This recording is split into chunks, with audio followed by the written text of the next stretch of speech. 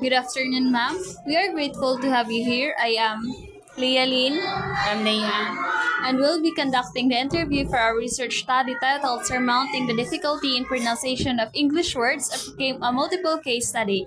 So the purpose of this study, ma'am, is to delve into the world of Filipino extensive readers and understand your personal experiences, the emotions evoked, and the impact reading has had on your lives. This is an opportunity for your voice to be heard and your story to be shared, ma'am. And we also like to assure you that all your information you provided will be treated with the utmost confidentiality. Your response will be used solely for the purpose of this research. I will not be shared with any third parties. We respect your privacy and will take all necessary steps to protect it. And can you please introduce your name, ma'am? Hello everyone, so I am Rhea Montoya, third-year student. I took Bachelor of Secondary Education major in English. So the first question, ma'am, is what challenges did you encounter as a BSED English student in terms of pronouncing English words? So for me, the challenges that I have faced in pronouncing English words is that I feel kaning maulo ko pag ma-mispronounce na ako ang isa ka word kay lain baya kay na perfectionist ang ubang tao. We don't know if i-judge bata sa ilang hunahuna or i-judge bata loudly kanang vocally gyud ana. Alright, ma'am. In what ways do you think cultural norms and values impact the way you approach pronunciation learning? So for me, cultural norms is kuan jud siya apekto gyud siya sa pag-pronounce sa katao kay for me labi na ako nga manobo ko lahi gyud ba ng English paka gyud ta kay grabe nga mga pronunciation. So ako usay ang internet gali kaya na pronounce na ko siya internet. Kato nga ako gidala na lang kong joke pero naulog ko kay internet klaro na nga kana ba mga tanga internet kana ako kay internet kay kana pero kato pinaka worst gyud ako nga na pronounce is katong internet. Sa video pag to grabe ka ulaw. Alright, ma'am. And the next question is, what differences have you noticed in the pronunciation challenges faced by the BSED English students from various cultural backgrounds? So for me, mga akong na-notice is na mga manubo nga mga tao nga lami mo pronounce a word. For me, muragi practice po na nila kay katong I have watched sa video sa sa YouTube nga Korean siya. Kabalawit sa Korean, Hangul na sila, kahigit sila ma-pronounce og R, S, basta mga Z, ana. Pero nagtanong siya video, katong grabe lami kay siya pronunciation as in, lupigan pa ko niya nga Pinoy tag, ganang gina-pronounce yun nato tanan vowels and kuan. Siya kay, ang iyahang way ato parang practice is, magtanong siya movie, and then niya ang kaning caption, so dugo niya ang the way nga i-utter ato ang actor atong video. Thank you, ma'am. The second question, ma'am, is what do you think is the reason why one finds pronunciation challenging? So for me, ma-find na ako nga kaning sa tao nga hard kay kanang dili sila willing mo learn. Pareha na ko sa una dili ko willing mo learn og English. So when I took major in English, maulo pud ko nga lain kay pronunciation. So for me, as a kaning benefit the doubt pud nako kay sud pud ako na good ni. So nagpractice ko katong isa sa way ni Ma'am Sam is katong sundugon ang pagka-pronounce atong sa gisend niya nga video ug kami kuan pud na mo siya activity na mo siya nga sundugon na mo siya. So in that way, na-develop ako ang kanato pronunciation ato nga kuan kay lami man to siya nga babae mo pronounce good. So ako pud na kuan pud to na nakuha na ko yang pagka-pronounce. So okay, ma'am. And what common linguistic factors have you observed that contribute to pronunciation difficulties among your fellow BSED English students? Linguistic factors. Like sa mga pag-pronounce ni mo, napakay ay ako kay yaga-yagaon man gud ko nga pagkatao magtanaw ka ng video nga makadaot pud sa ako para sa Miss Deliciousness instead na questions ang iya kay question. So mao na ang factor nga makadaot pud sa ako personally mao na pud nga so what's the question. So ako pud makuha na nako nga kabalo nga is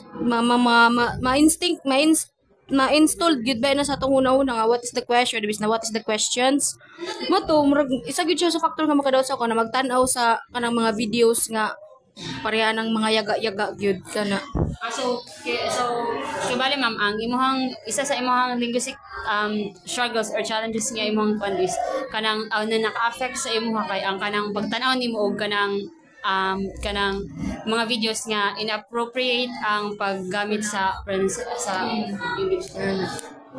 And how do you think the English language complex phonetic system contributes to pronunciation difficulties, ma'am? Phonetics ka tumatong. Katong For example, di ka na na-experience na baka nag-struggle ka pag magsunod-sunod ang words yun ay consonant sounds like S.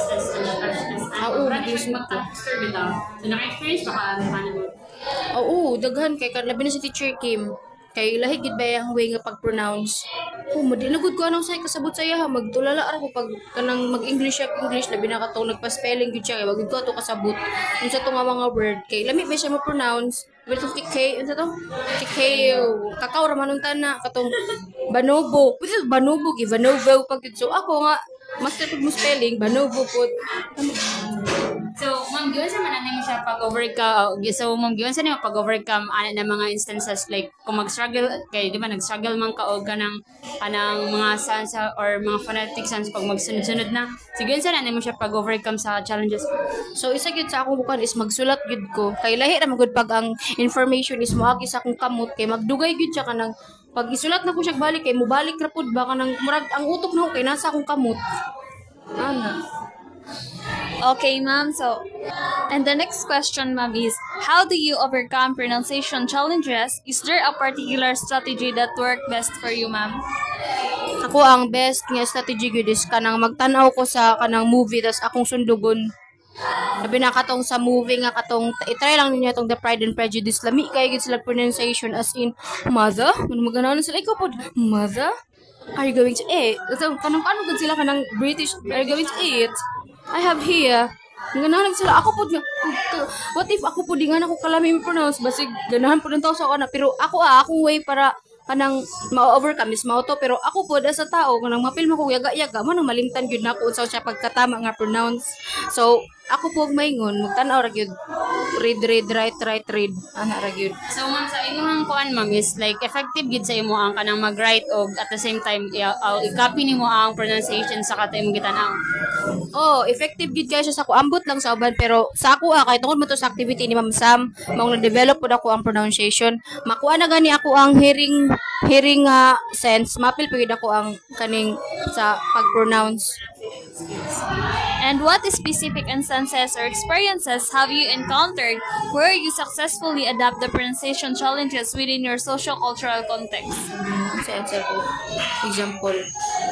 Socio-cultural. Where you successfully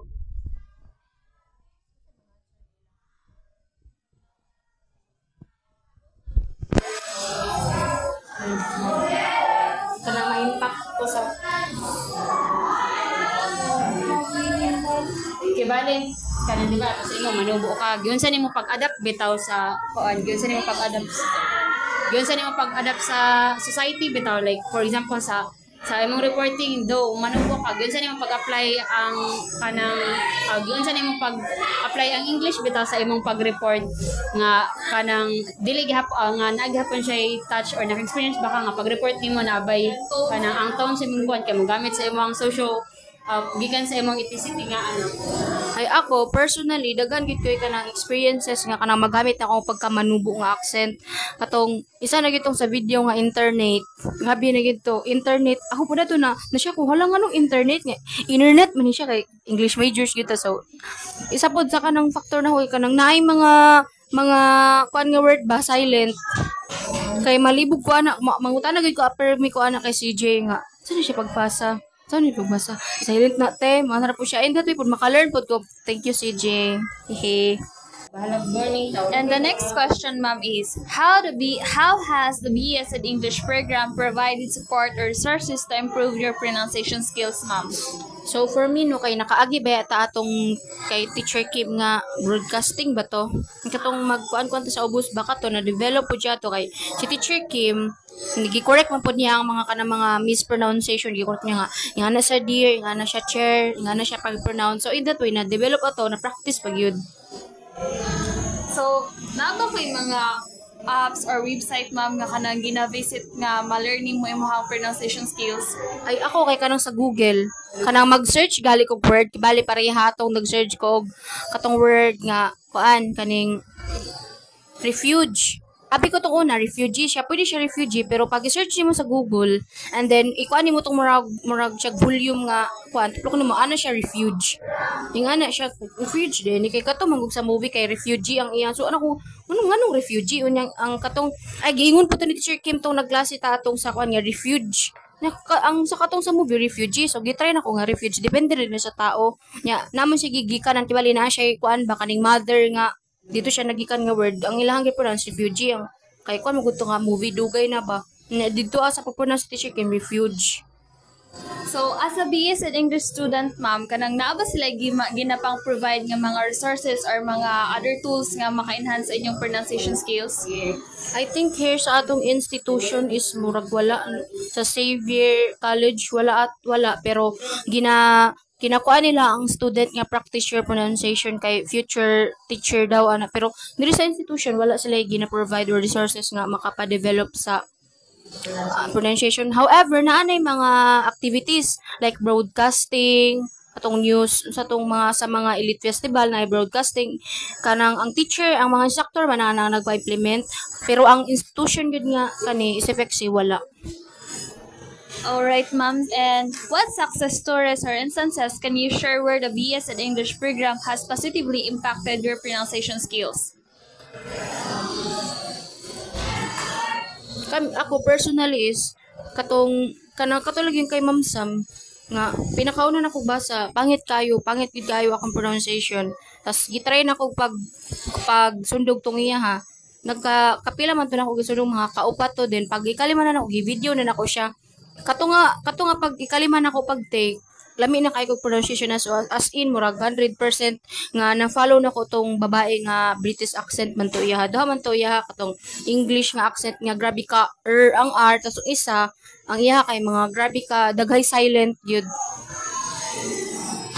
Okay, ma'am. And what strategies, methods, or programs would you recommend to enhance the pronunciation skills of the BS and English students? So for me long no what strategies is kanang ug mubasa ta murag kuan pod murag need pod nato siya kaning pag unfamiliar words gani siya tas basahon to siya kay nabay na isa nga pag basahon na to bakay murag dili siya kanang dili sa ato asakto baka nang pares ako kanang nambuwas ako murag mali man gyud mo na mangutan ako so ang isa nako ka strategies is mangutan ako pag feeling na ko nga tama na siya mag-search ko then ako ang panalinggan tas ustas isa pod na nga way is kanang mutanaw mo movie katong gi ko na po to sa Korean nga katong gitanaw nako sa vlog niya nga pag magtanaw mo kanang i-try pod ninyo utter tong mga captions sa ubos para ang inyong pronunciation skills is ma-develop so in that way as a basic English students for our future kanang dili ta mairo-iro sa atong estudyante kay English majors ba murag taas ang pananaw nila ba kay uy English na siya lami na mo paka lami na mo English lami tanan basta English major. That's all for